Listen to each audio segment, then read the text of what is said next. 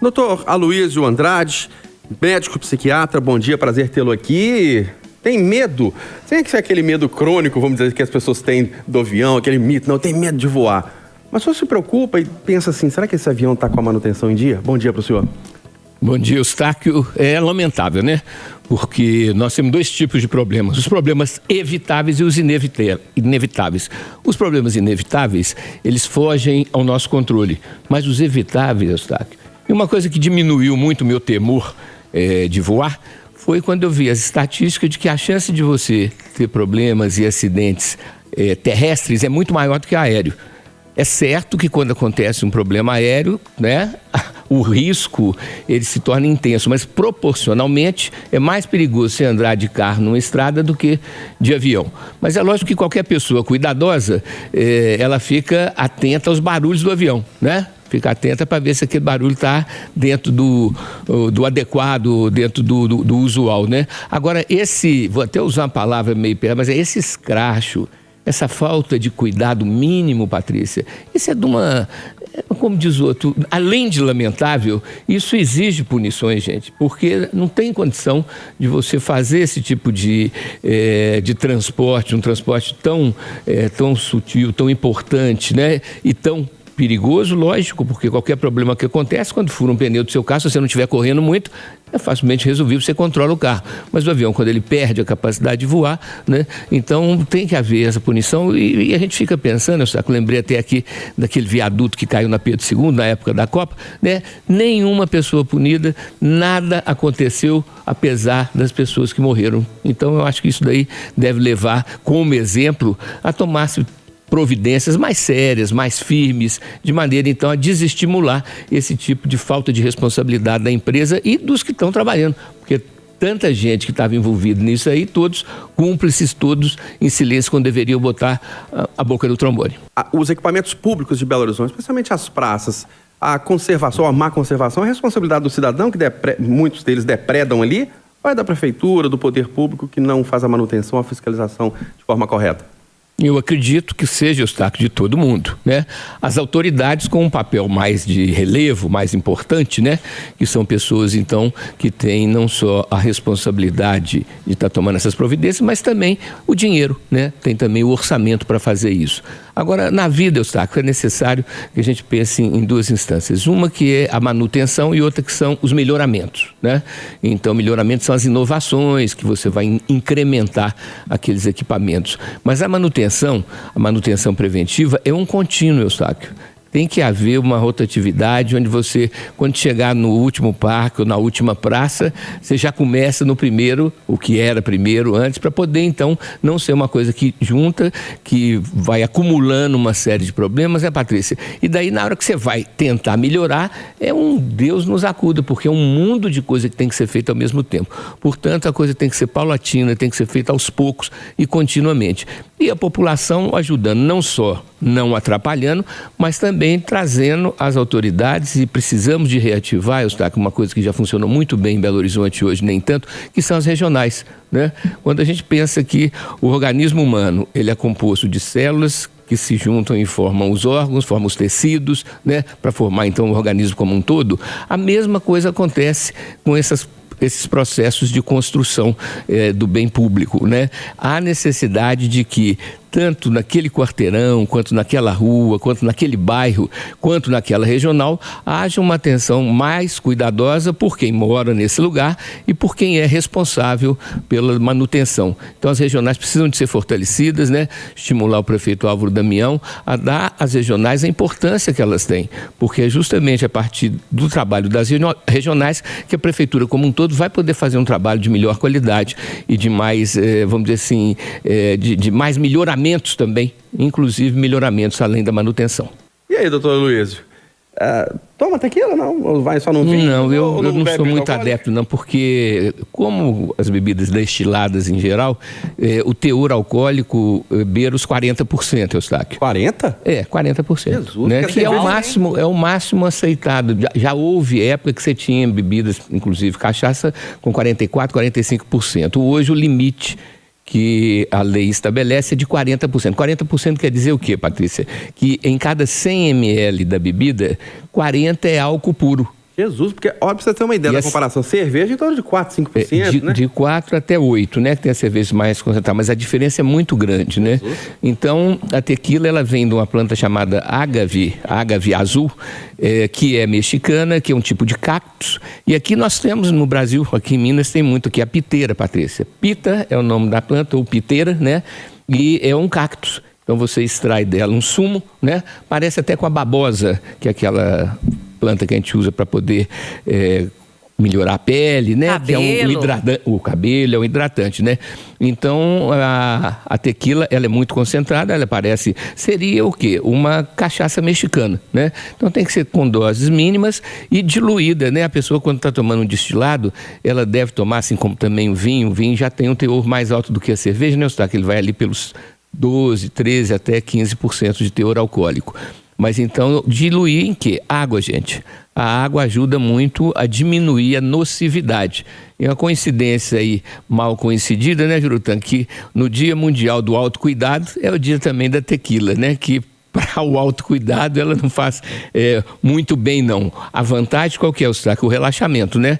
O álcool em pequenas quantidades, sem exagero, traz uma diminuição das tensões internas, como se fosse um calmante. Por isso, fala-se na linguagem popular, Eustáquio, que na relação com a bebida, você tem a primeira fase que é do macaco, que é da alegria, da euforia, da felicidade, do bem-estar, mas se você continua aumentando a quantidade da bebida, aí você vai passar para a fase do leão, onde envolve então a questão da agressividade, da sexualidade e por último, Patrícia, pior ainda, eles comparam com os animais, então macaco, leão, a última qual seria? O porco. Né? Que é quando a pessoa passa mal, quando vomita, quando ela perde a noção das coisas, né? Então a dose aceitável da bebida é uma dose mínima para diminuir o nível de exigências consigo mesmo, diminuir a crítica e você então não esquenta tanta cabeça com a dívida. O que isso quer dizer, Eustáquio? Devo, não nego, pagarei quando puder. Né? O quando puder, você não esqueceu da dívida, mas ele não vai bater a cabeça na quina, não vai se matar por causa da dívida. Então, esse relaxamento é que é muito atraente, a pessoa fica menos exigente, né? E depois, então, acaba errando a mão. Então, tem que estar de olho. Quando a pessoa começa a beber, Juruta, ela tem que estabelecer, vou beber uma cerveja e uma pinga, ou uma cerveja e uma tequila, né? Essa mistura parece esquisita, eu sabe, não, aí você não pode misturar que faz mal.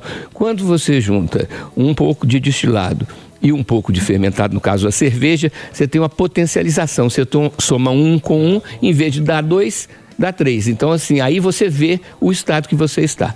Então quanto menos melhor, mas se você for beber, estabeleça antes. Esse negócio de beber até cair, vou beber até ver o quanto que eu aguento, isso é um erro de estratégia grave. E se tem uma pessoa chata, inconveniente, é o bêbado, né? É um inconveniente. Nossa, como é inconveniente? Sem contar o perigo para a saúde, ou sem contar também o fato dele depois pegar um carro e matar aí bêbado no trânsito. É porque tem um rebaixamento, eu saco da crítica, então a pessoa fica mais sem noção. Sem noção. Né? É isso? Então sem aí filtro. É fácil ficar egoístamente buzinando o ouvido dos outros, enchendo as paciências. Porque hoje em dia eles mandam embora, mas não tem uma demissão humanizada. Que fale, olha, você está sendo demitido por desídia, por chegar atrasado, por não ter comprometimento com o seu trabalho, pela produção que está baixa. Não se fala isso, né? Até para que ele não incorra no mesmo erro em outra empresa. Em outra empresa. Eu só que a minha percepção é de que esses 4 minutos foram uma gota d'água que transbordou a vasilha.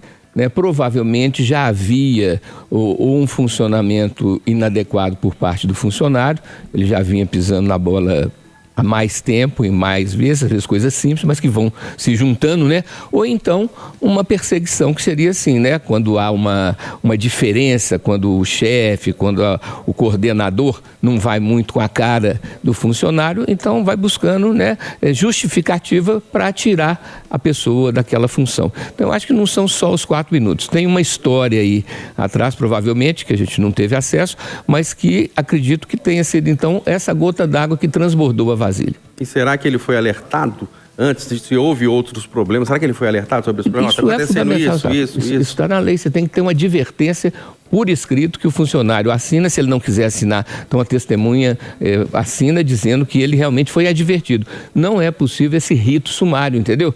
Seria que nem você fazer uma condenação sem ter um processo com o... Devido legal, né? Exatamente. Animado ou desanimado com as eleições, doutor Aloysio? Olha, a gente estava até comentando da importância das eleições, da importância de escolhas adequadas, porque é da política que vem as decisões que comandam a nossa vida, né? Então, não podemos ser omissos politicamente, né? Nós discutimos semana passada sobre a questão do voto, né? Do voto ser obrigatório. Eu estava falando que, infelizmente, quando a população não tem tanta consciência política, o voto obrigatório é um estímulo para que a pessoa participe, que ela tente intervir a melhorar a qualidade de vida.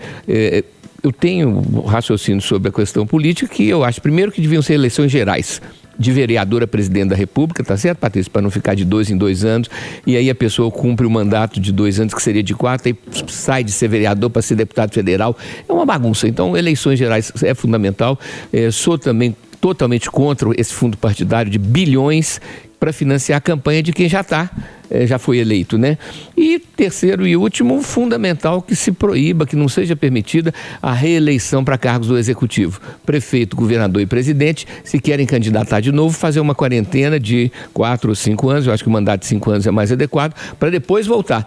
E os deputados, senadores, né, esses que são do Legislativo, terem direito a uma reeleição e depois essa quarentena, dá um tempo. Porque você tem deputados que estão há 30 anos na função de deputado. Então, obviamente, ocupando um espaço que poderia ser pessoas mais animadas, mais jovens, com ideias mais acrescentantes. Então, temos que ter uma reforma política, mas o grande senão, para terminar, é que quem vai fazer a reforma política? Os políticos que estão no poder, eles não querem reforma, eles querem continuar como está. Então, a população tem que estar um pouco mais participante mesmo, gente. Tem que votar em quem você conhece, quem já tem uma história. Pessoas chegar prometendo mundos e fundos, isso é tudo conversa fiada, isso é tudo balela.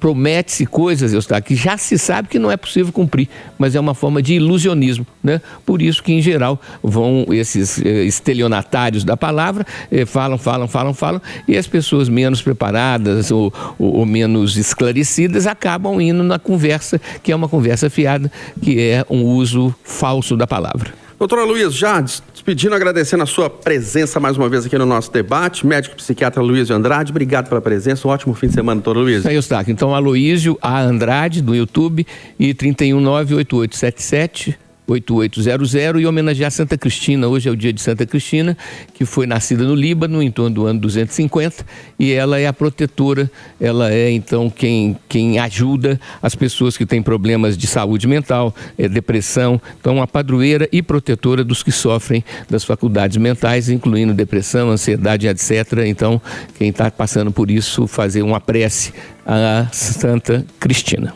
O barulho em Belo Horizonte te incomoda, doutor Aloysio, ou está adequado? Está, claro.